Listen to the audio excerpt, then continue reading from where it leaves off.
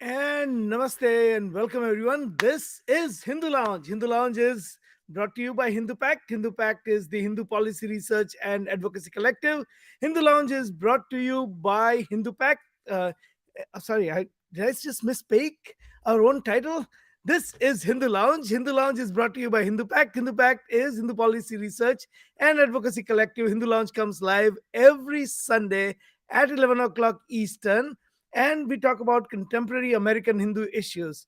Now, we always talk about, usually talk about contemporary American Hindu issues, but today we have a special guest, and we are going to talk about an issue that happened in United Kingdom and an issue that happened in New Jersey. So we're going to have two issues, and we're going to show today how Hindu hate is not just localized in one place or the other, but it is now prevalent in multiple parts of the country. As always, with me is Utsada. Utsa Chakravarti. Utsada is the executive director of Hindu Pact, and Utsada is, as by now everyone knows, he is a leading intellectual, and he appears in many big TV shows, and he still finds the time to do Hindu Lounge. So Utsada, this is your show, so actually, I'm glad you're here. Welcome. uh, I hope your weekend is going well. And I just saw Maya Durga briefly, and she disappeared. She used to be one constant in our show, but now it seems like she has bigger and better things to do. Well, Maya Durga was just expounding upon seeing you after a while, since we didn't get a chance to do our show last week because we were traveling. Both of us were traveling, and this week she was glad to see you, Ajay bhai. So she was speaking as you were speaking. So I hope there was not too much interference. No. It was always good to see her. I didn't see her, so I thought maybe she also came to say that she's going to Republic TV or some other place. I don't know, TV 8, News 18, Republic TV, somewhere or the other. So I thought that she just came to say goodbye. Ajay bhai, we have done 115. This is the 115th episode together. 14th, 114th.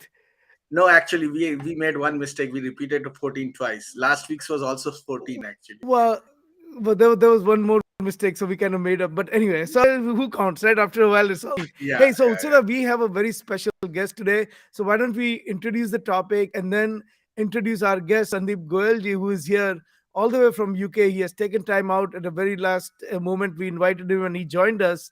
But I mean, I would say that he is an absolutely a brave person who stood up to almost 200 people single-handedly in UK, in Leicester. But before that, tell us what is happening in Leicester. Oh, Leicester, sorry, not Leicester. Why did I say Leicester? I always mispronounce something with Sada. So in Leicester, in UK, please tell us what happened.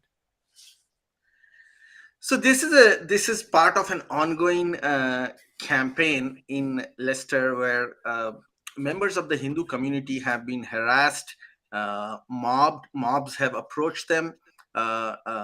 threatened them. Temples have been surrounded, houses have been vandalized, temples have also been vandalized, their perimeters breached, abusive words have been said, and violence have been perpetrated, including physical violence on Hindu shopkeepers and Hindu store owners and individuals who are walking the street. This is part of a pattern of violence that has been emerging in United Kingdom over a period of time. I'm sure people who have followed this, people who are experts on this topic at a global level, would recall that it was the city of Leicester that was one of the first to issue the fatwa on Salman Rushdie in the 1980s. And as you know, Salman Rushdie recently, just in the last month, was attacked and brutally targeted for by a radical Islamist, also a British radical Islamist. He faced a threat to his life for more than 30 years because he wrote something that the Muslims didn't like. So this is a pattern that has been emerging. The city of Leicester had also in 2014 made a very strong anti-Semitic move. They had promoted the BDS movement. For those of us who don't know what BDS is boycott, divest, and sanction And sanction. movement that is primarily run by Islamists, and they promote discrimination and business boycott of all products that are made in Israel. So Leicester has this record of growing Islamist narrative, and it so happens, like many other places in the world, including in across the Atlantic, in New Jersey and in other parts of America, the gaze of the Islamist groups and their power centers who help them is now upon the Hindus, and at a global level, Hindus are being targeted. So, what you see in Leicester is part of a larger global anti-Hindu campaign. It used to be on news media. It used to be on social media. It used to be in campuses. Now it is coming out on the streets, and people are paying with their livelihood. People are paying with their physical harm, and this is the beginning of a bad period for Hindus around the world. And it's important that we deal with it as soon as possible. And Ajay, I'll give it back to you. I think you should introduce Sandeep ji. And I think yes. Let's bring in Sandeep Goel ji. Sandeep ji is joining us from UK. We are very thankful to him. And Utsada, we will hear he is. So Sandeep ji, welcome to Hindu Lounge. If Yes, you heard, yes, can you hear us? uh, And is yeah, your yes, reception yes, clear? yes, yes. It's very Uh, loud and clear. And thanks for inviting me to this channel. So basically, I live in England. I've been living here for roughly 20 years. Now, Leicester is actually a very prosperous city in UK. It's in the East Midlands, so roughly the middle of England. And if you go a bit east, we have got Leicester. It's a very prosperous city, one of the most prosperous cities in England. The reason for that prosperity is because it is mainly inhabited by Gujaratis, and as we all know, they are very good at business. So that's why Leicester is very prosperous. Now, it is complete opposite to a city called Bradford. You might have heard of a city a bit north that's called Bradford. Actually, it is called the Pakistan of UK, while Leicester is absolutely a prosperous city. Now, I mean, this all started actually with, I mean, it is said that it started after cricket match, but it has got nothing to do with cricket. It is a religious attack. It's a pure and simple religious attack. What happened after the defeat of Pakistani team by the Indian team was that they raised religious slogans, burned the Indian flag, and then they attacked a few Hindu shops, and that's when the whole thing started. Now, what got me involved, I'll speak about it because other sources you can so find the rest Sandeep of ji, it. before you do that, can you tell a little bit about yourself? Where are you from in India? Yes, In yes. where So, do you live in UK? Things like that. And you yeah, said you've been there for a long time. Yeah, sure. So basically, I'm from Agra. Agra, you must all have heard of. Yeah. The notorious Taj Mahal is there. Although there are very ancient temples in Agra. So I'm from Agra. I graduated from there, and then I came to UK. I'm basically a doctor here. I'm an obstetrician and gynecologist, and and that's what I've been doing here.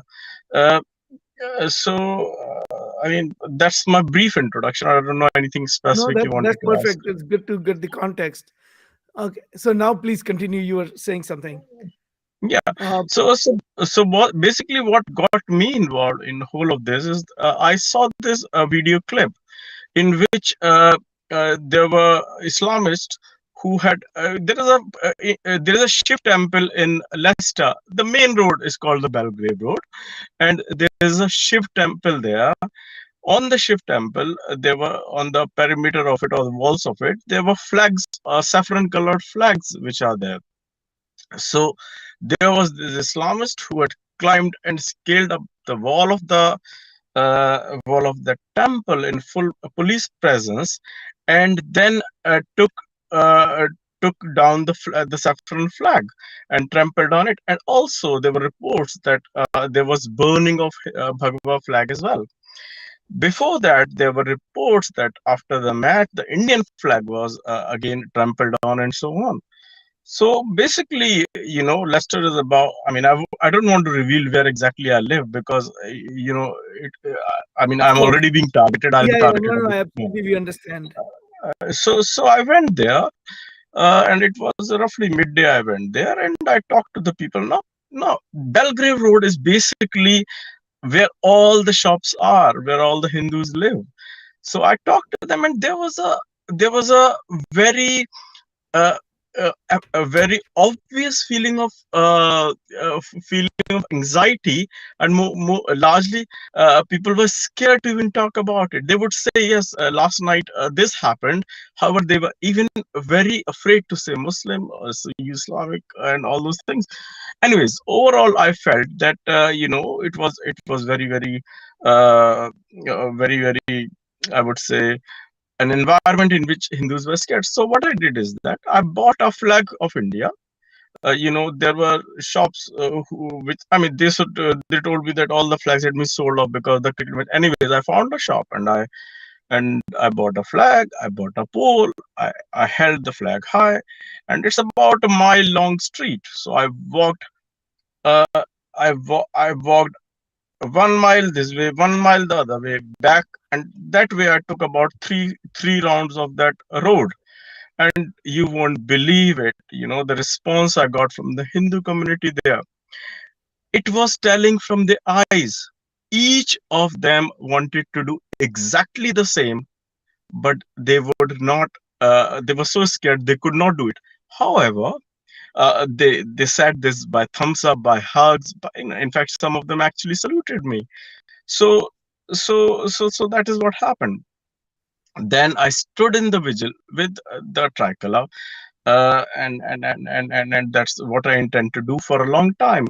One kind gentleman bought me a drink and then some food to eat because it had been at least 4 or 5 hours I had been stood there. Then I saw this mob of people coming towards us with the I mean, apparently there was already a planned protest of Islamists. So they came to us. When I saw them, I switched on my tripod camera, and then I stood up as I stood, and then they sort of hit my tripod. I mean, they were trying to get to me, but in the meanwhile, police intervened, and hence I was saved. That is some story.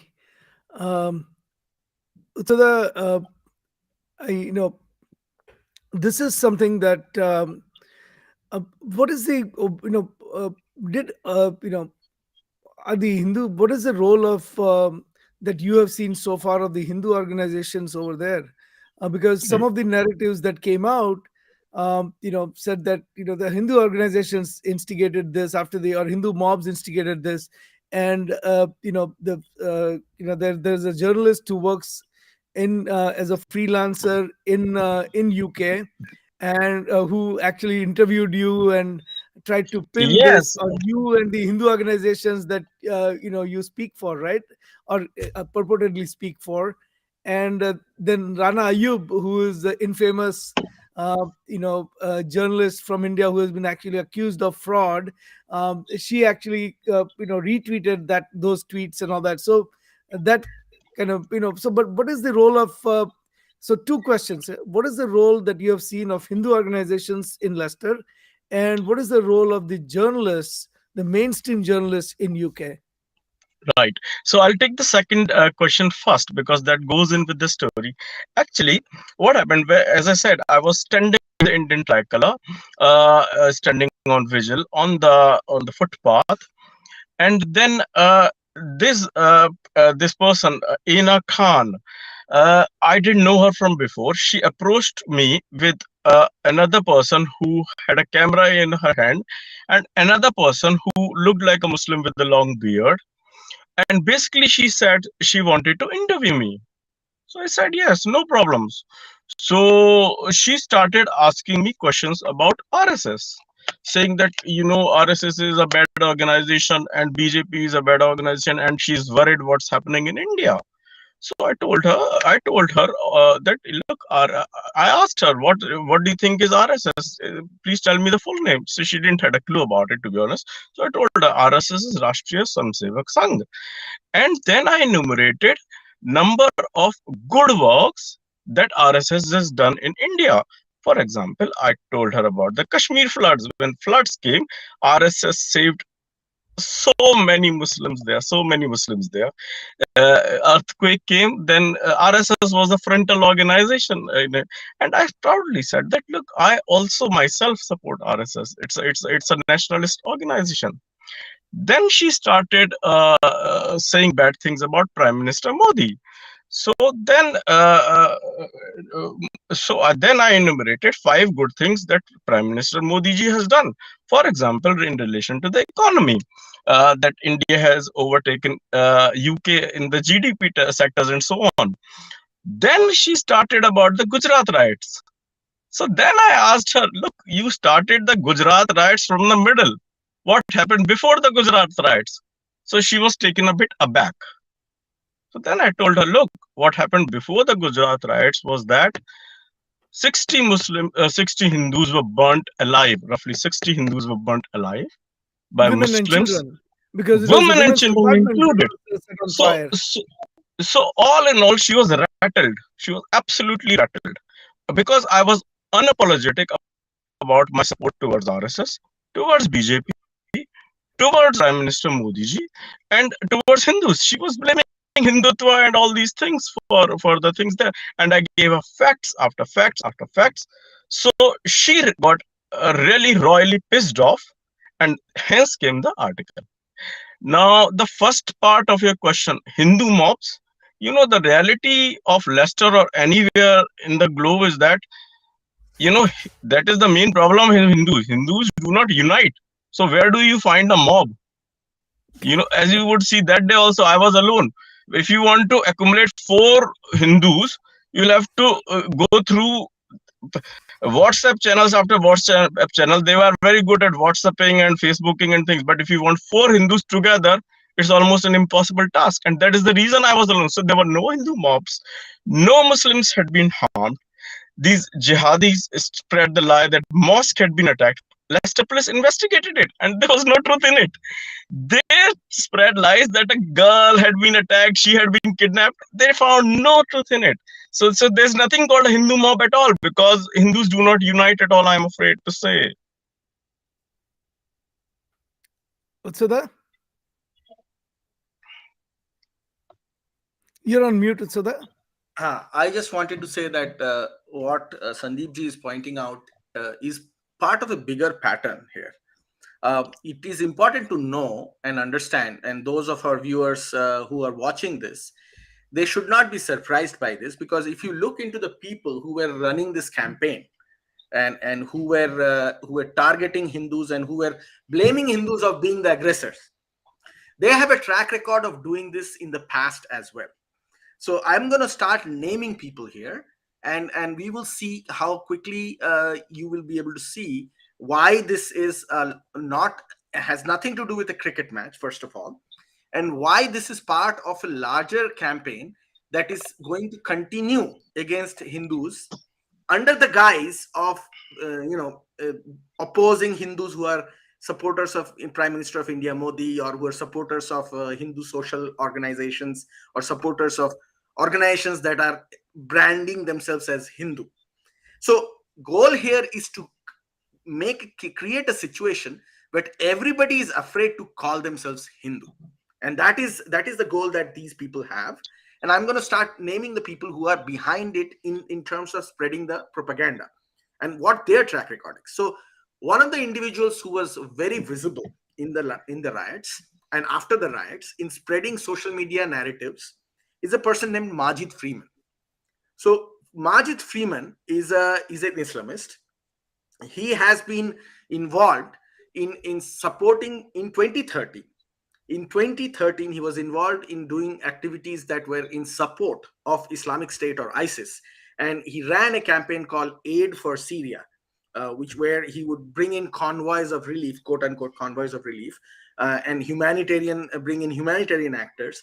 And initially, the British government were very hesitant to highlight that he was connected to ISIS.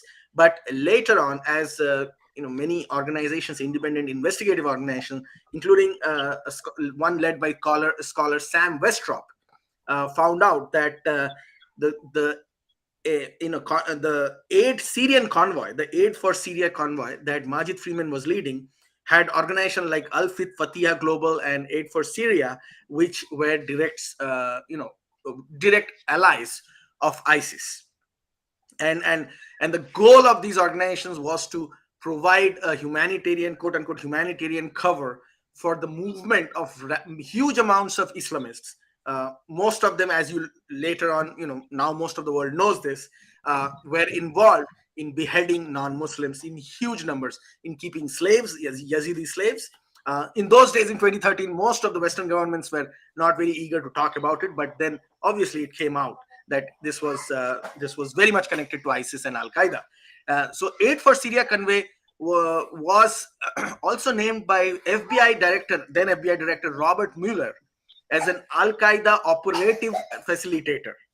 So this is the background of one of the key narrative builders on the anti-Hindu riots in Leicester, Majid Freeman. I'm going to go to the next person who's very visible here as well, and who's probably now well known on social media as the person speaking on behalf of the Muslim community in Leicester, and his name is Muhammad Hijab. So Muhammad Hijab is a British of Egyptian origin. He shows himself as a quote unquote scholar of Islam, and very popular on social media. Again, one of these individuals who has a long record of involving himself in global Muslim issues. Here are some of the quotes. He says that the Hindus fear us when they are near us. Deep down, they know we got the truth. If you want respect, then learn to respect. Then another quote: if the Hindus believe in reincarnation, what a humiliation for them to be reincarnated into some pathetic, weak, cowardly people like, quote unquote, the people who are in Leicester. He says, you pretend to act like gangsters. This is, again, he's saying to them, don't even come out like that again, as in the Hindus who were protesting the riots. Do you understand? Are you going to come out again? So he's basically threatening Hindus as part of his efforts to rile the supporters in Leicester. So this is an individual who, so you can understand that these people are trained and well groomed propagandists. They have been doing this at least since 2012, 2013, where they were moving large number of European Muslims, British Muslims, to join ISIS. So you can see the level of motivation and the level of radicalism they have in them. So targeting a Hindu temple, targeting Hindu houses, it's nothing for them. This is just the beginning. In my opinion, this is going to escalate. And I hope the British and the Americans are listening to us. This will escalate into more physical violence, and we have to be prepared to deal with it. So another individual I'll go back and talk about is Sheikh Mohammed Abdul Jabbar. Uh, he was also seen in Leicester as well as in other parts around Bedford and the Midlands area, inciting crowds. And here is a quote from him again, from the time when the riots were happening last week. They, as in Hindus, are dirty and are showing us Muslims in bad picture. If they attack, you have the right to defend yourself. The police are protecting the Hindus. So Hindus are not even attacking. Okay, but this guy goes out and he's look at the messaging that he's giving. The Hindus who these guys are attacking are making them look bad, quote unquote.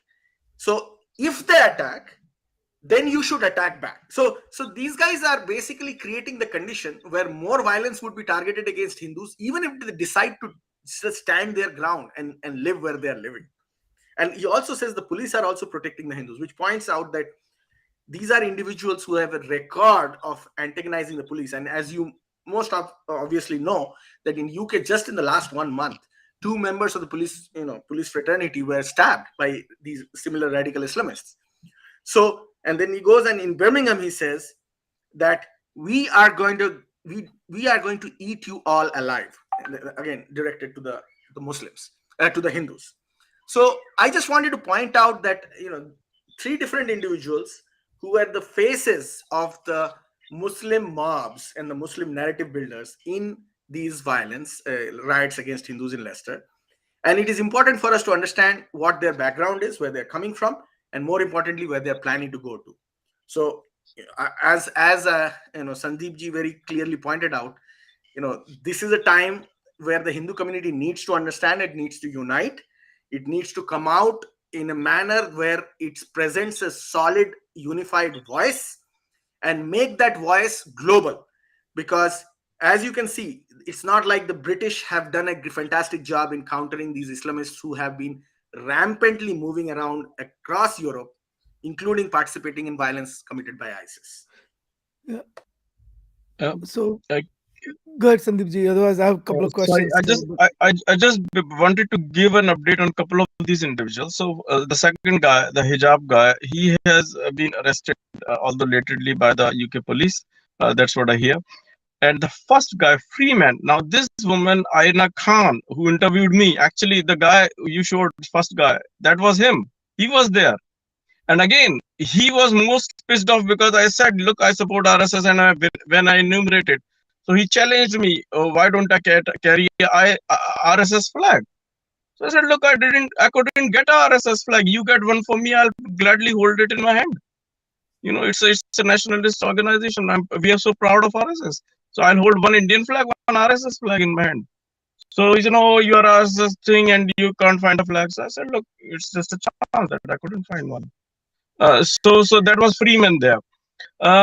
Right. Now, you see, the problem with the UK public, mainly, and then the police on the larger picture is this. They do not differentiate, first of all, normal public does not differentiate between a Hindu and a Muslim. I don't know what the situation in US is. They think all are the same. And actually, they are quite right. There are hardly any features apart from, I don't know, education. If they ask education, then also probably they can differentiate, because most of we are doctors and IT people, and they are mostly taxi drivers. But that's the only way they can figure out.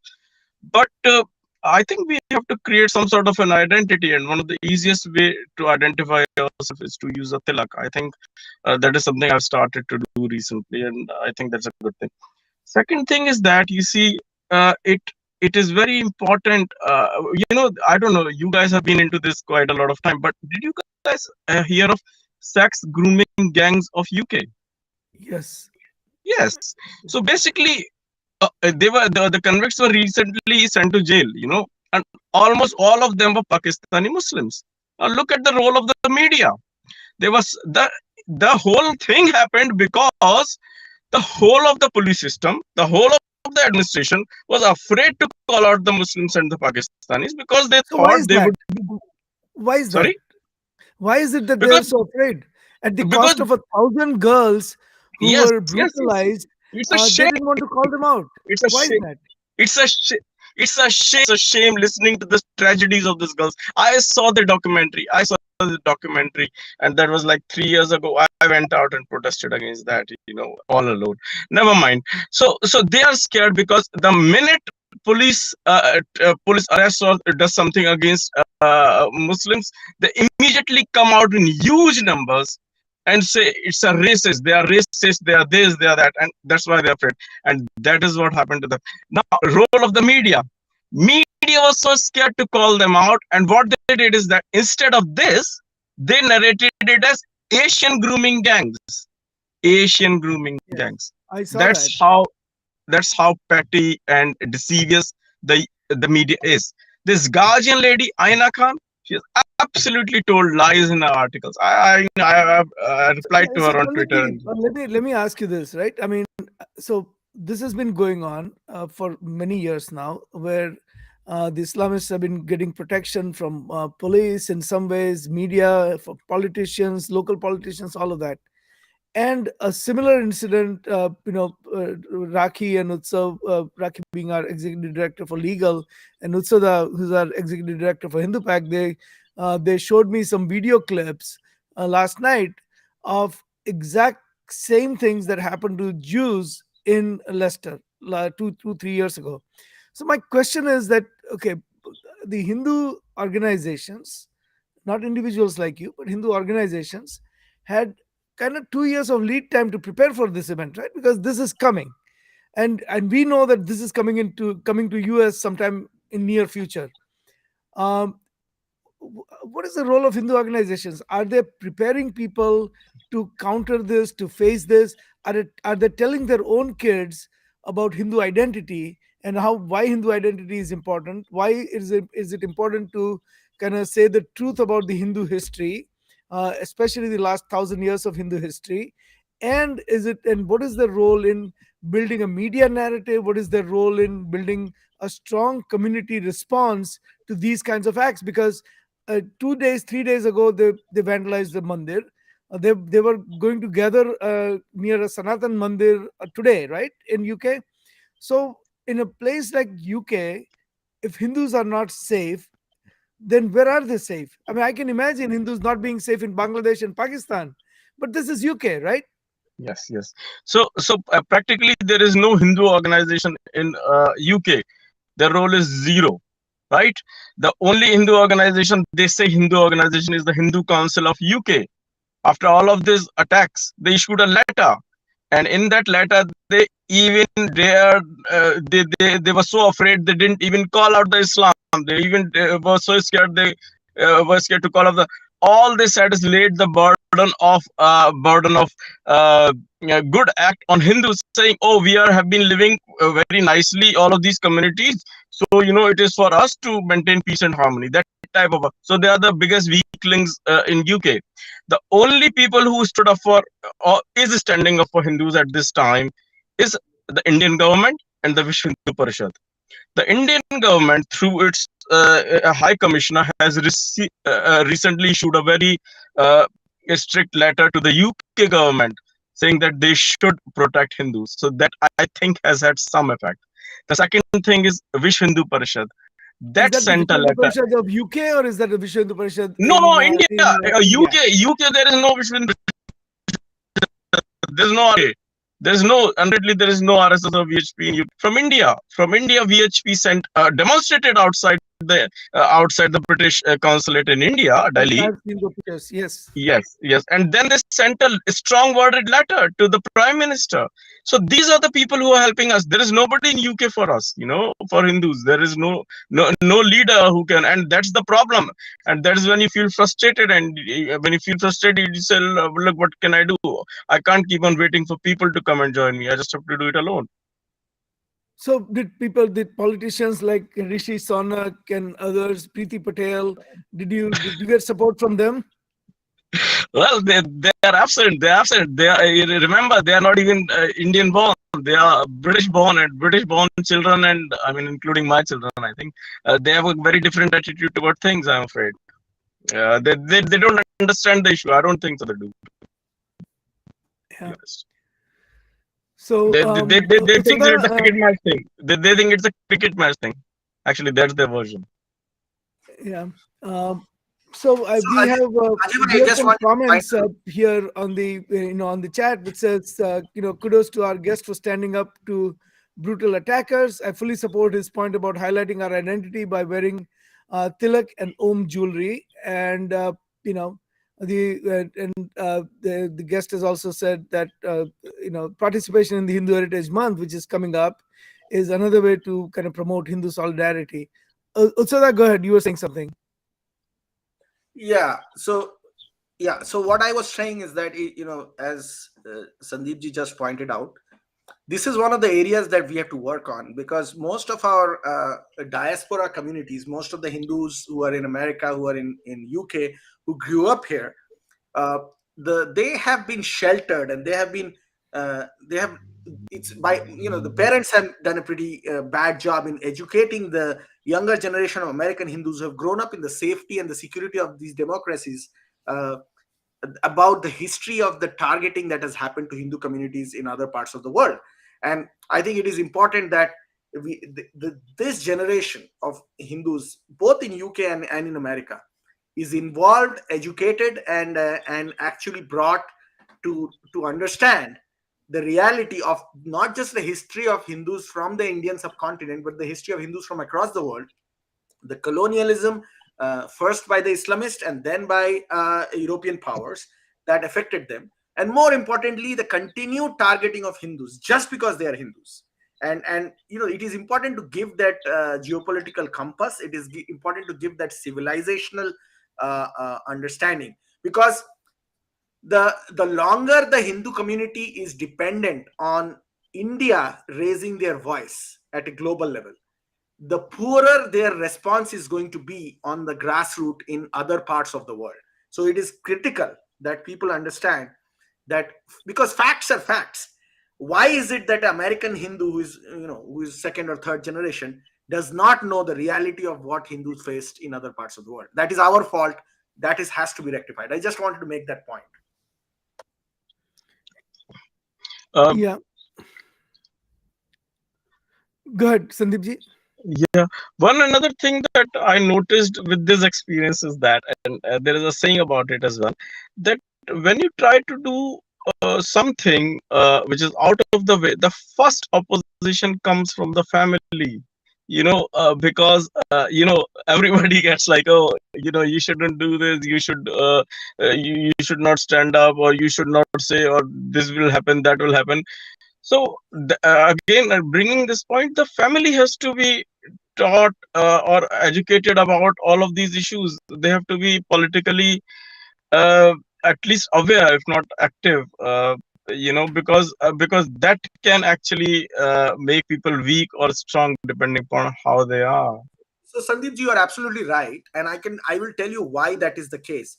That is the case because as a society, Hindus have been subjugated for so long that many Hindus do not trust their communities to stand with them if they stand out for the community. So there is a lack of trust, and there is a fear that you will be left to dry out in the pavement if you actually raise your voice and stand up to attacks and violence just like you did. So I think this fear is inherent in the community because of the lack of community cohesion that we need. And I think that is also something that Hindu organizations, whether it is in UK or America, have to work towards. These are very important social uh, issues that we have to deal with internally. And I think it is important to understand how it contrasts with that of the Islamists. So the Islamist will, a 16-year-old British Muslim will go to Syria or Iraq and keep 20-year-old Yazidi girls as slaves, and their entire community back in London will support it, irrespective of the crimes they are committing against humanity.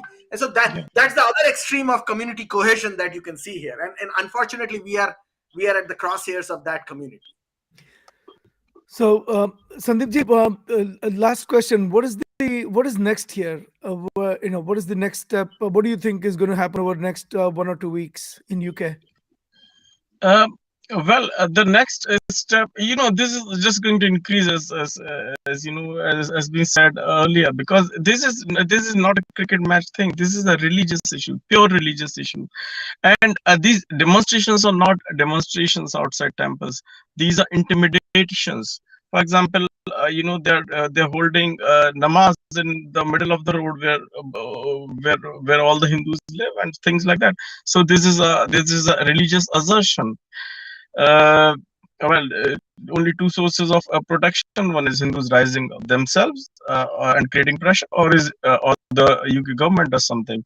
It does look like that UK government is waking up to it, and let's hope so, that it will do its job. I Otherwise, did see the Home Secretary or the Home Minister, whatever it's called. She actually visited the area and asked the police to be more vigilant and help the community. Right? yeah, Is that yeah, correct? and I think this has strongly happened because of the response of the Indian government, and and which good. The Indian government does, but people are absolutely terrified. I don't see them standing. To be honest, I don't see them So the standing. Jewish community left Leicester. Is the Hindu community going to stick by, stand for what's right, or they're going to leave Leicester? And then there are reports that 9 families have already left, and it will depend upon what ways the Islamists take. And there is a real possibility of it. Not Leicester only. There are other areas. For example, Birmingham, and things, very very bad conditions there. In terms of, I mean, for example, they were dictating. Just after this Leicester thing, happened outside Birmingham. Now, what the one of the speakers, I think it was Hijab or one of these three guys, he basically said that look, Hindus are not support Hindu temples. We will only support those temples which do not support RSS and BJP. So they are already dictating terms. You can't use your saffron flag there.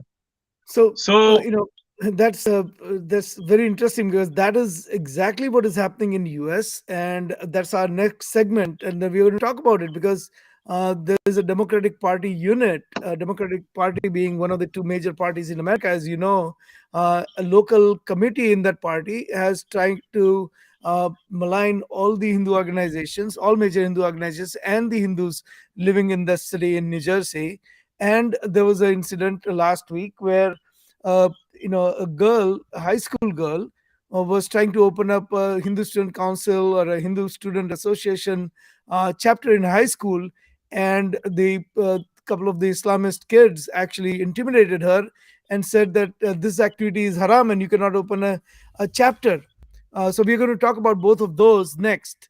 But yeah, I just want to say thank you very much for joining. Please, if you have time, stay around because we are going to bring in another guest, and she's going to talk about what is going on in New Jersey. So, but if you have to go, we understand. And I would just want to say how thankful we are for you to join us because we gave you like literally 6 hour notice, and you were gracious enough to come to the show. So we thank you very very much for joining today. thank you so much, and I'm really sorry. I would like to stay, but I have to go. I have some important thing to stand to. But No, thank you no so much. problem. Thank you and Take care. namaste. Bye. Please don't. We will reach out to you every time there is an event in UK because you're not only you are absolutely fearless, but you articulate the issues really really well. So you are going to be our go-to person for all the events happening in UK. Thank you so much. Thank you for the invitation. Thank you. Namaste. Thank you. Bye. Namaste. Thanks for joining. Okay, bye. All right, so what a grave situation here in UK, there in UK rather, where the Hindus are under attack. Hindus are under physical attack, which is not that far from where we are in America, I would think, because we are we are on a slow march towards what is happening in UK. So I want to talk about what happened, and so that you were involved as well. But what happened at the uh, in Teaneck, which is in New Jersey, and the Democratic Party in Teaneck, the unit, the local Democratic unit in Teaneck City, municipal unit, brought a resolution condemning what they say Hindu supremism and calling US based Hindu organizations such as Hindu American Foundation (HAF), Vishwa Hindu Parishad of America, Seva International, uh, as which are, according to them, RSS organizations in America to be investigated and investigate their as foreign hate groups. So investigation by CIA, investigate their tax exempt status, that is by FBI. And they're reaching out to they're reaching out to um, the US senators in New Jersey to do that. So I'll just read a couple of lines from there. And it says, and this is, and the press release, interestingly, the Democratic Party unit in, in Teaneck passed this resolution. And the press release for that was brought out by the Indian American Muslim Council, IMSC, IMAC.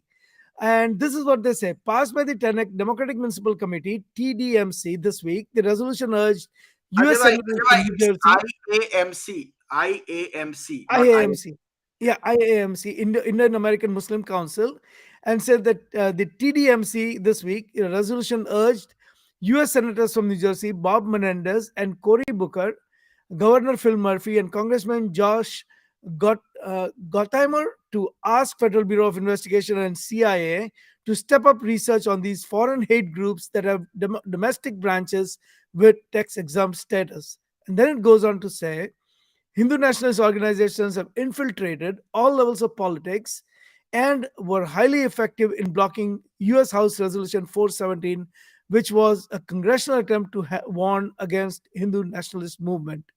TDMC said now most local American elected officials remain unaware and unprepared to deal with the Hindu extremists. So that I want to bring Tejal Ben Shah, who has been on this show a few times. Tejal Ben is the convener of Hindu Mandir Executives Conference, and also she is the Joint General Secretary of VHPA. She is local to the county where this resolution was passed. So first, Utsada, a few words from you, and then we can ask Tejal Ben some questions. So, Utsada, please go ahead. So Ajay bhai, the thing is, this is a very smartly written effort, and we have to understand the idea behind it. What the goal of this Democratic Party municipality resolution was to trigger two things. It triggered the FBI to investigate any Hindu organization that supports charities for poor people in India. So that brings into play Seva International and wonderful organizations that have done fantastic work over the last so many years, including VHPA. And second, to trigger the CIA. So first trigger FBI, and then to trigger CIA to see if they can find any connection between these Hindu organizations in America and any Hindu groups in India that somehow they can try and portray as being anti-America.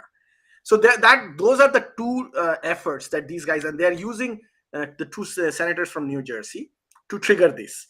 And the goal is that if they don't find anything, which is quite often the case, in this case, I'm pretty sure they won't find anything.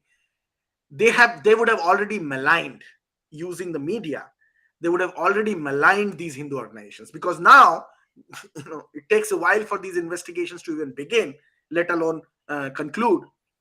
By that time, they would be sending letters to companies who do matching donations. They would be sending letters to organizations and individuals who host events with these organizations. They would basically malign these organizations into becoming social pariahs, thus affecting their ability to raise resources to support earthquake victims, flood victims, poverty alleviation. So basically, they would, malign them into oblivion, and that is a very smart strategy. And since Indian American Muslim Council (IAMC) took the credit quite blatantly for having gotten it done, I think it's a pattern of behavior from IAMC that over the last few years continues to show that there is increased Pakistani involvement, Pakistani government involvement in these kind of strategic moves, and it shows that the Hindu community in America is, like we discussed half an hour ago, is also going to be targeted aggressively across social and political platforms so that Hindus cease to call themselves Hindus. And this is just one of the tools that they're going to be using. Absolutely. So the Tejal Ben is here. You have some questions for Tejal Ben. Tejal Ben actually spoke at the Teaneck City Council as well, municipal city council, right, Tejal Ben? Yes, it's a township council. Yes, Yes. Tell us there what is. you said and what was your experience. First of all, namaste everyone. Thank you for bringing me on the Hindu launch. Thank you to Hindu Pact and VHPA for this awareness spreading in the Hindu community, which is very necessary at this point. And Teaneck being a town of my county, when I heard first time, I was very shocked. I cannot take it easily, that county where I live in, where there is major lot of population of Hindu community. We are part of the county economy at large.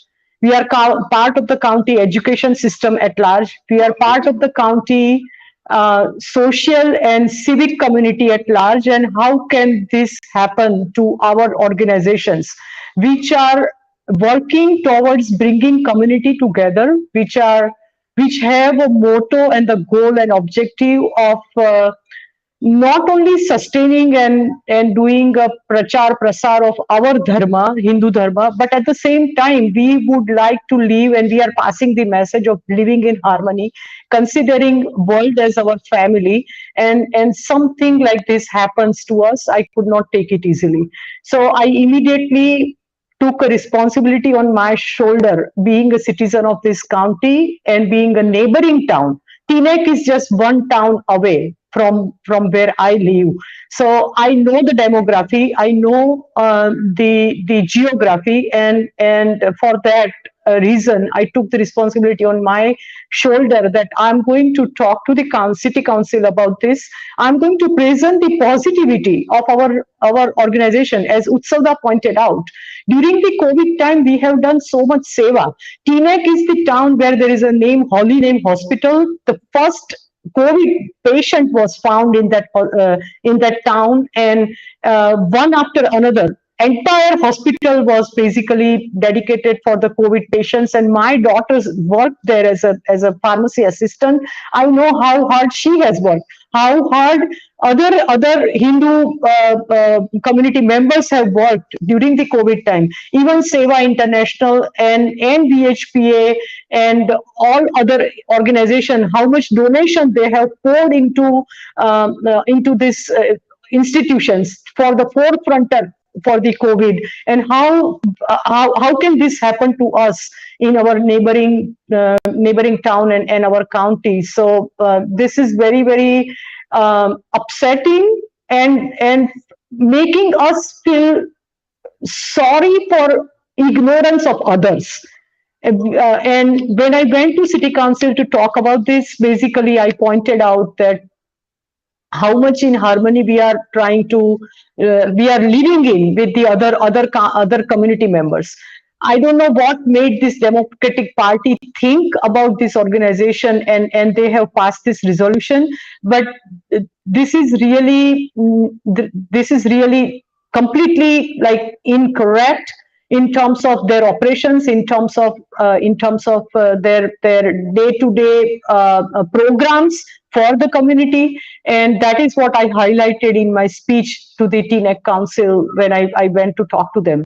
I also brought the dismantling Hindutva conference to their attention, that when this conference was put together by some of the anti-Hindu forces, they were trying to pass the wrong message in the community by not understanding what is the real Hindutva, what does Hindutva means. So I think it's unfortunate and sad. I think I like to quote, like at this point, to other religion and our religion actually as well, that it's ignorance that make us do them this. At the same time, this ignorance is building higher and higher level, and it is converting into kind of a hate and kind of a rage towards our community members, our fellow Hindus. So I think which is not acceptable at all. Tejalben, what was the response in the city council? So city council, I think first of all they quietly listened to us. They said that we are not aware. When we brought to them to their attention on that day, they said that we have to read it completely. We have to understand. And very next day they did the press release and they passed the message that whatever has happened, we don't support that, and we hatred is not allowed in our town. That's what that was the press release. So that is one thing they did. They asked us for the information in writing, so which I have done. I'm in a communication with the city clerk, have sent email to them. I have requested them to condemn this resolution, and I have told them to support, to show their support very visibly to Hindu community in my email. So those requests are not addressed yet, but I think they are also in a touch with Rakhi Israni ji, other Hindu fellow working on this matter with us.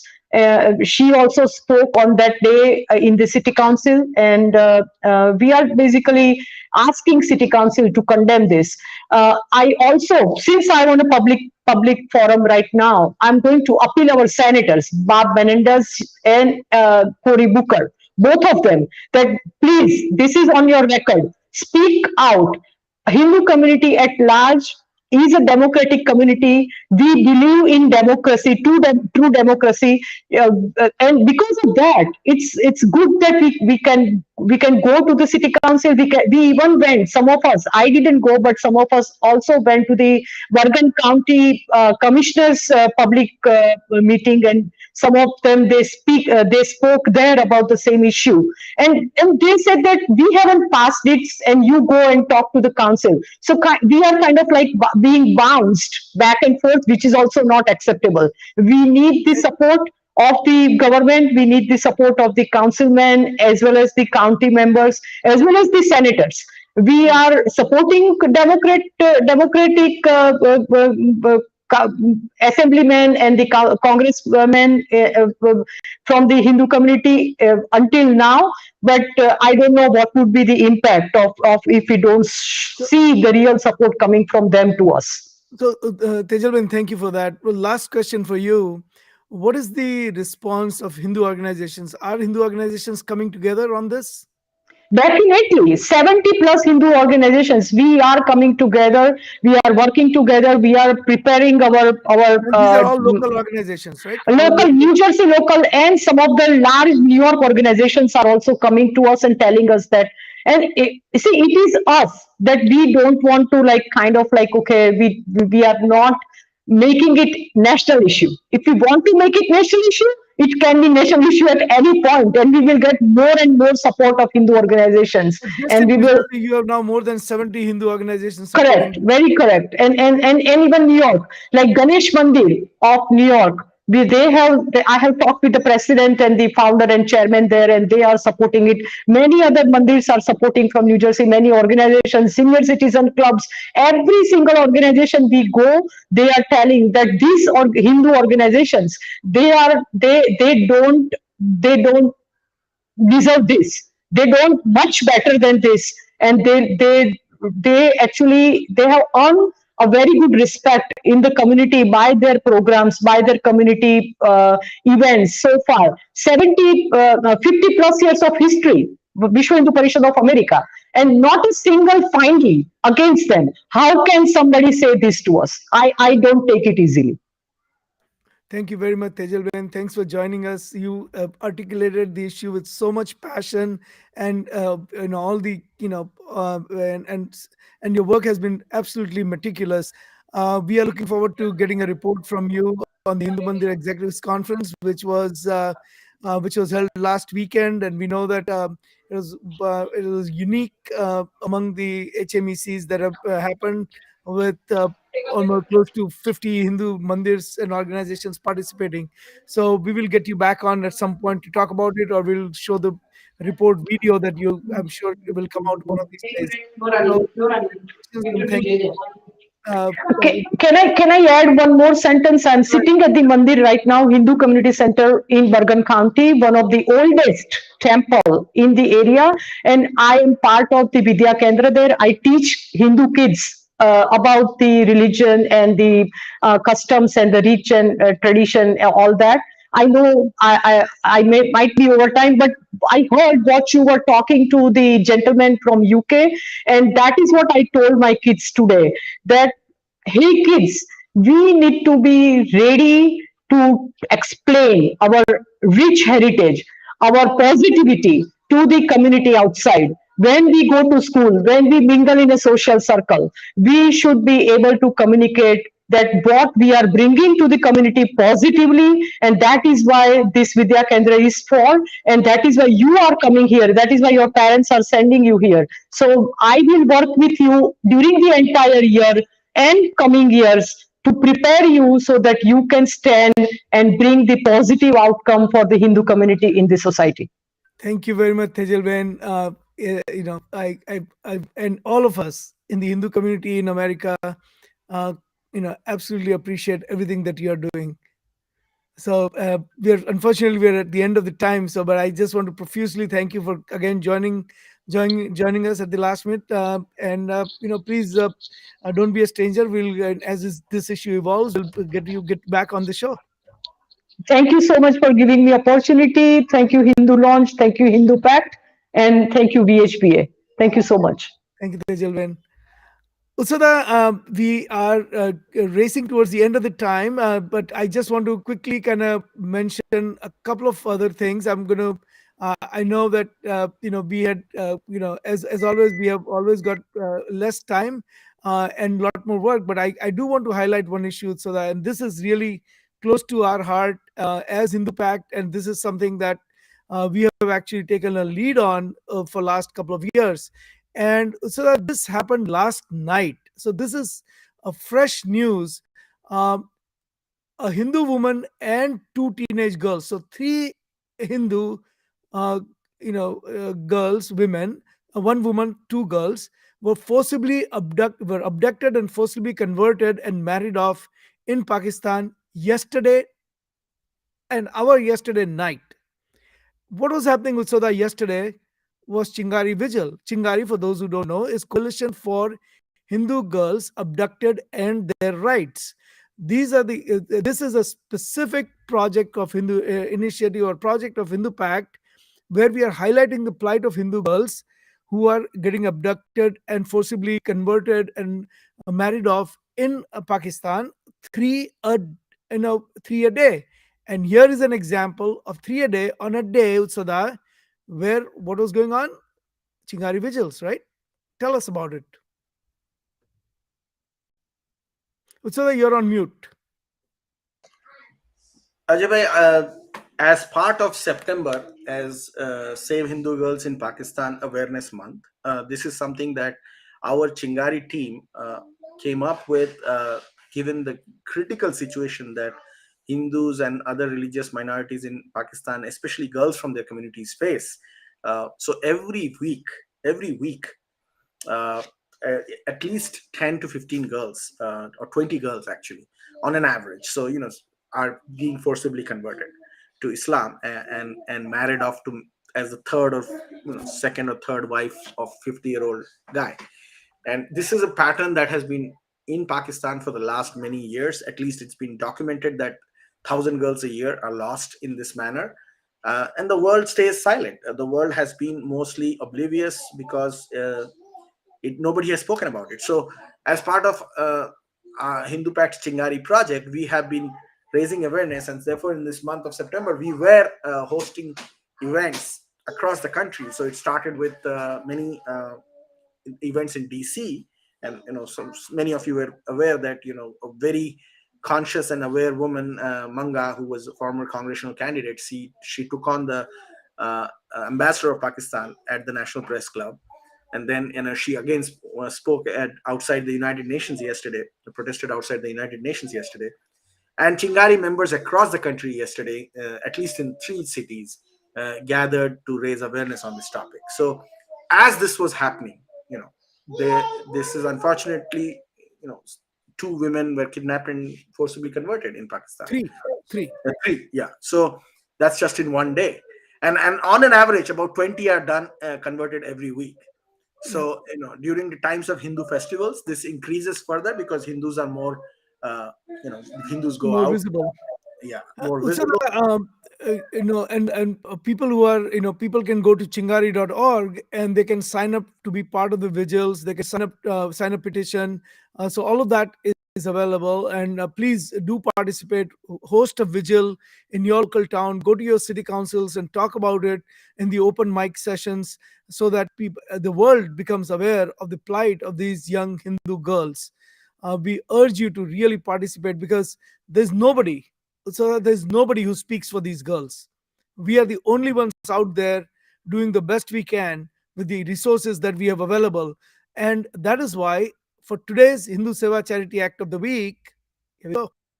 मनसा सततं स्मरणीयं मनसा सततं स्मरणीयं वचसा सततं वदनीयं मनसा सततं स्मरणीयं वचसा सततं वदनीयं लोकहितम्. And this week's Hindu Seva Charity Act of the Week is our Chingari initiative, Chingari project. Please go to hindupack.org/donate, hindupack.org/donate. You can do $5 a month, $10 a month, whatever you can. And we know the times are tough, but whatever you can do, we will assure you that the money will go for a good cause. We want to we want everyone to participate, donate their time, donate their efforts, and whatever financial donation you can make. If it's $10 a month, $15 a month, $1 a day, whatever you can afford, please go to hindupack.org/donate and donate to HinduPack, so that we can continue working on Chingari project. So that the next quick announcement I have is the inaugural program for the Hindu Heritage Month.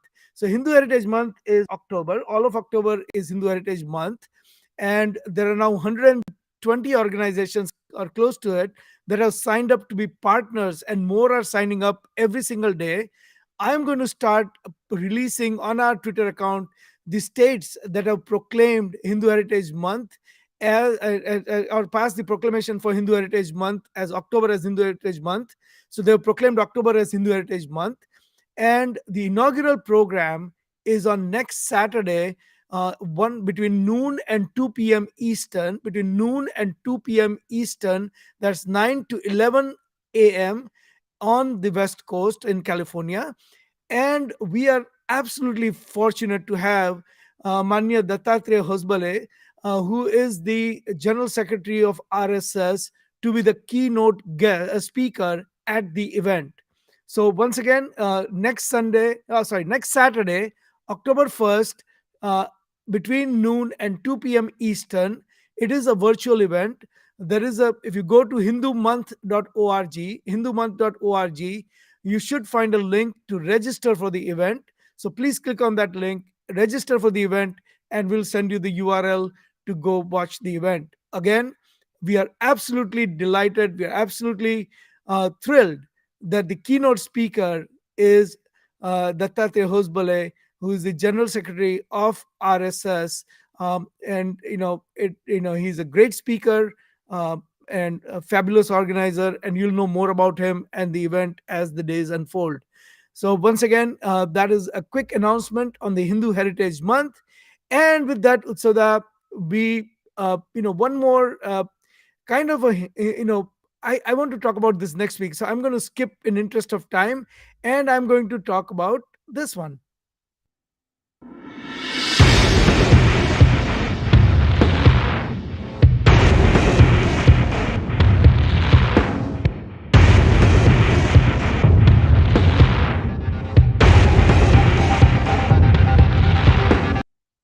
So brought to you by AHAD, American Hindus Against Defamation, the anti-defamation move initiative that we've had for a long time.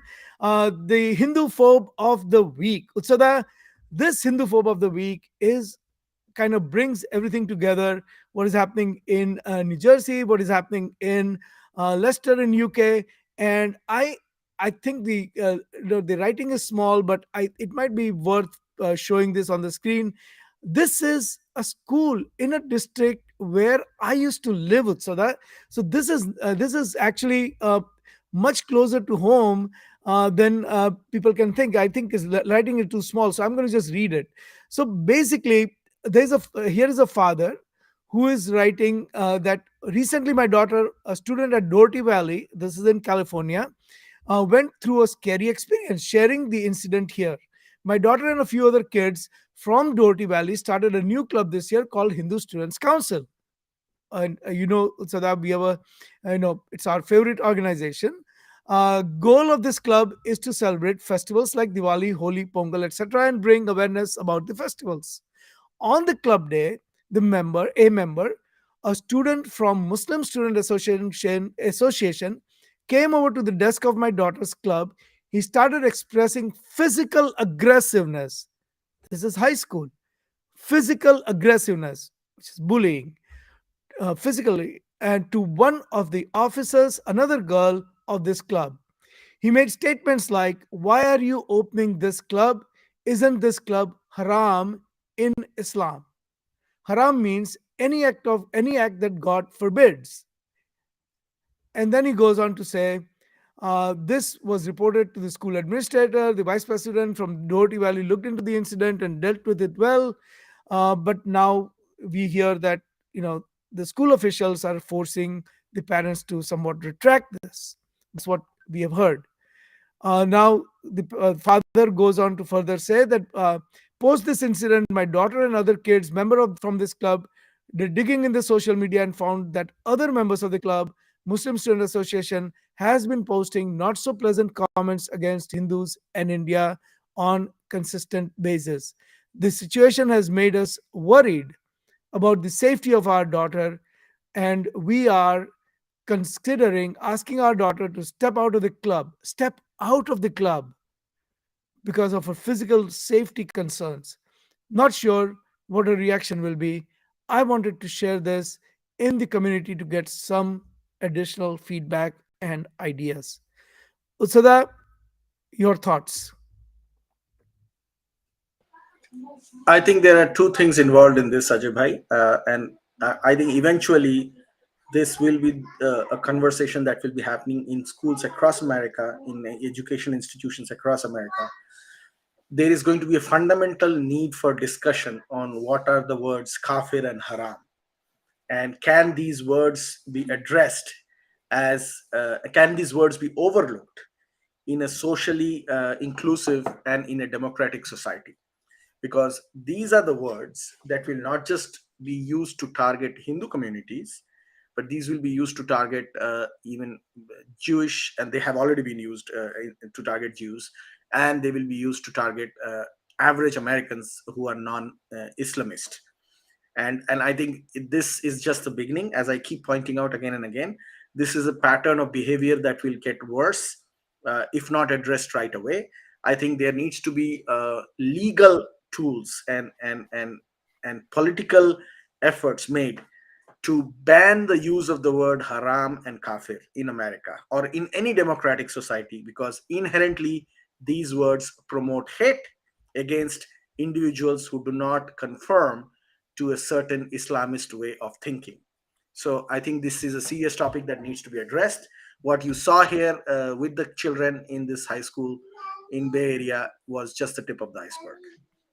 And if Hindu society doesn't wake up after this, the physical violence is going to follow. With that, Utsada, thank you again. This has been Hindu Lounge. Hindu Lounge is brought to you by Hindu Pact. Hindu Pact is Hindu Policy Research and Advocacy Collective. Hindu Lounge comes live every Sunday at 11 o'clock Eastern. And on Hindu Lounge, we talk about contemporary American Hindu issues. We thank everyone for joining. And we join us again next week when we bring another set of issues of relevance to American Hindus. With that, Utsada is Utsav Chakrabarti. He's the Executive Director of Hindu Pact, and I'm Ajay Shah. I'm the President of World Hindu Council of America, or VHPA. And we want to both thank you very much. And maybe we'll get to see Maya Durga if she is not too busy. She's busy. She keeps coming to me. She's busy preparing for her CNN appearance or Fox appearance. So thank you, Utsada, once again. And we'll see you next week. Namaste. Next week. And as we close the show, here is another music clip from Decibel.